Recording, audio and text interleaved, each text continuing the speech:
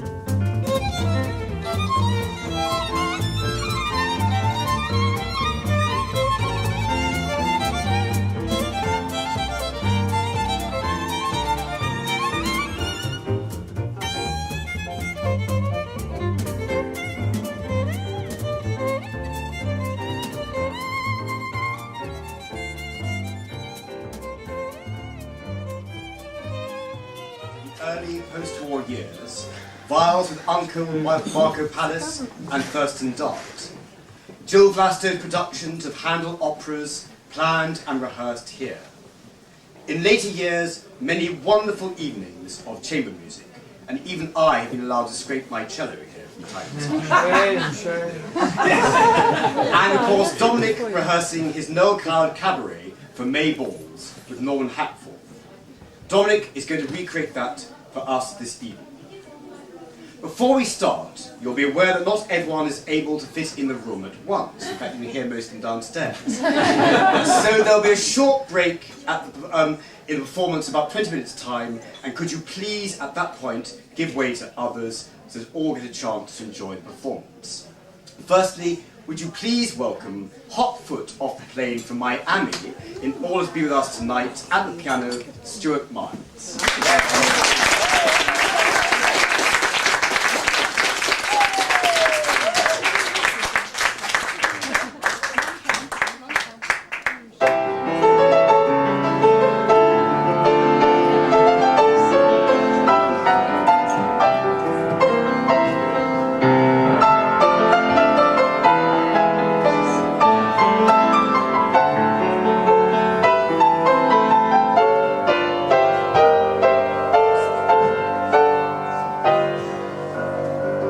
Sing for you the words and music of Noel Coward this evening.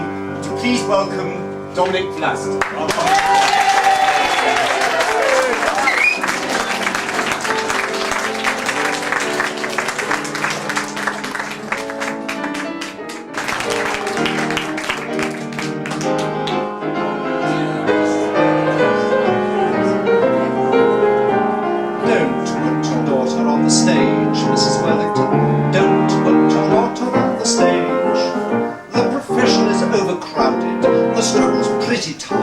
And admitting the fact she's burning to act, it isn't quite enough. She has nice hands to give the wretched girl her due, but don't you think her bust is too developed for her age? I repeat, Mrs. Worthington, sweet Mrs. Worthington, don't put your daughter on the stage. Regarding yours, dear Mrs. Worthington, of Wednesday the 23rd, although your baby may be keen on a stage career, how can I make it clear that this is not a good idea? For her to hope, dear Mrs. Worthington, is on the face of it absurd. Her personality is not in reality exciting enough, inviting enough for this particular sphere. Don't put your daughter on the stage, Mrs. Worthington. Don't put your daughter on the stage. She's a bit of an ugly duckling, you must honestly confess, and the width of her seat would surely defeat her chances of success. It's a loud voice, and though it's not exactly flat, she'll need a little more than that to earn a living wage. On my knees, Mrs. Worthington, please, Mrs. Worthington, don't put your daughter on the stage. Don't put your daughter on the stage, Mrs. Worthington, don't put your daughter on the stage. Though they said at the School of Acting she was lovely as Peer Gynt, I'm afraid on the whole an ingenue role would emphasize her squint. She is a big girl, and though her teeth are fairly good, she's not the type I ever would be eager to engage. No more buts, Mrs. Worthington. Nuts, Mrs. Worthington. Don't put your daughter on the stage. Don't put your daughter on the stage, Mrs. Worthington. Don't put your daughter on the stage.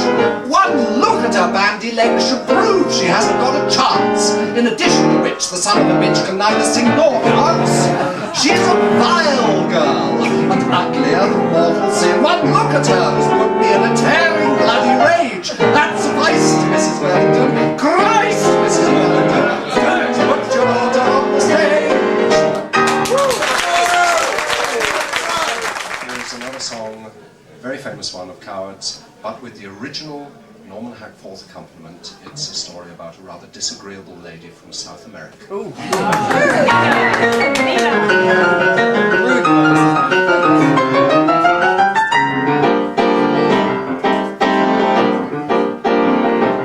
Senorita Nina from Argentina knew all the answers. Although her relatives and friends were perfect dancers, she swore she'd never dance a step until she died.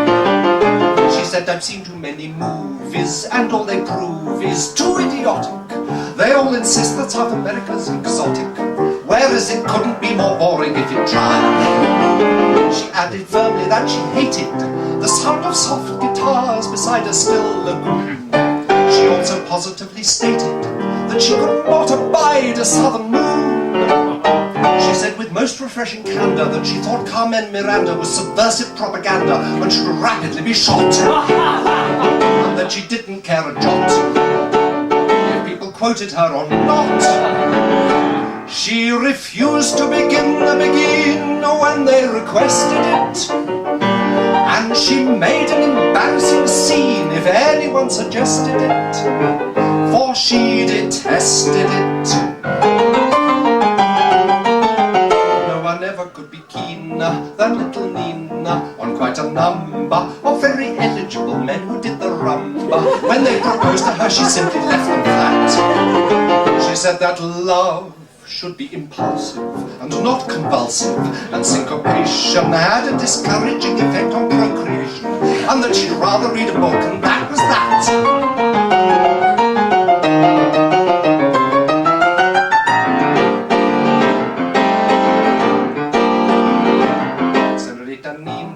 From Argentina despised the tango, although she never was a girl to let a man go. She wouldn't sacrifice her principles for sex.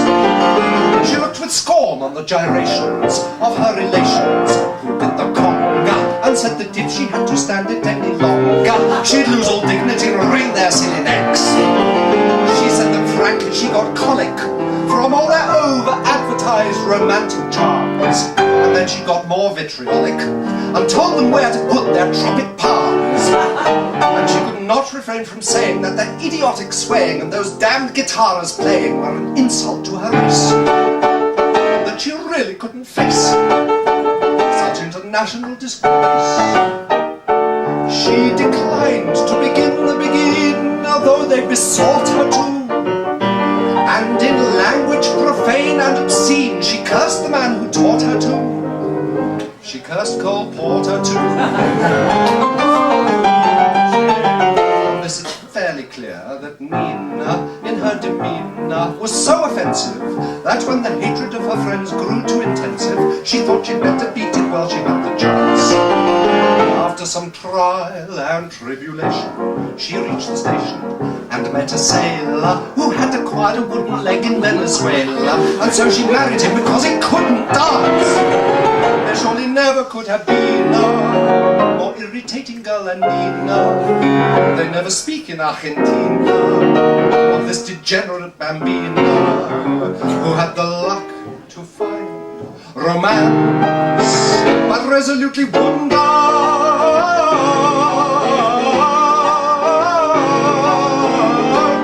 She wouldn't dance, voila!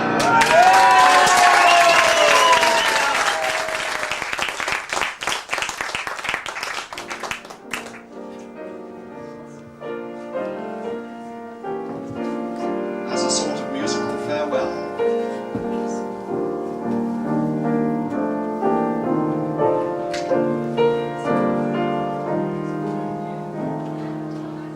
night is over, dawn is breaking, everywhere the town is waking, just as we are on our way to bed.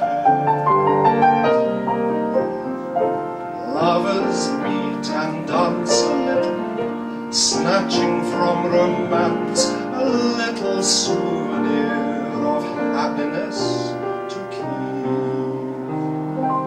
The music of an hour ago was just a sort of let's pretend. The melodies that charmed us so at last are ended. The party's over now, the dawn is drawing very nigh, the candles gutter, the starlight leaves the sky. It's time for little boys and girls to hurry home to bed, for there's a new day waiting just ahead. Life is sweet, but time is fleet beneath the magic of the moon. Dancing time may seem sublime, but it is ended all too soon. The thrill is gone, to linger on would spoil it anyhow. Let's creep away from the day, for the party is over.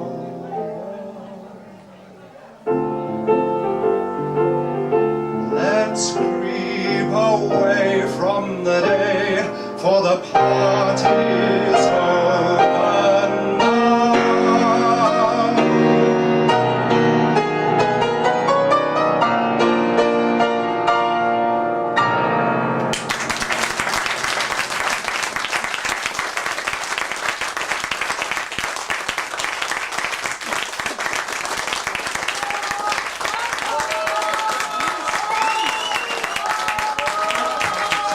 Is by no means over, and dancing will commence downstairs in a moment. Before we go downstairs, this house, of course, has been not only a great place for music making, but over 50 years for partying as well.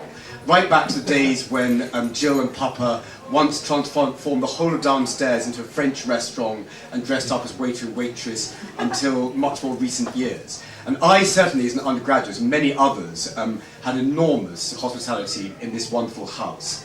I know we're not all here, but I'd love if we could just raise our glasses to number 7 and give thanks to this wonderful building, what it's given us over the years. But also, of course, Dominic and Alex and all the boys on their new homes ahead. So lots of love to Dean.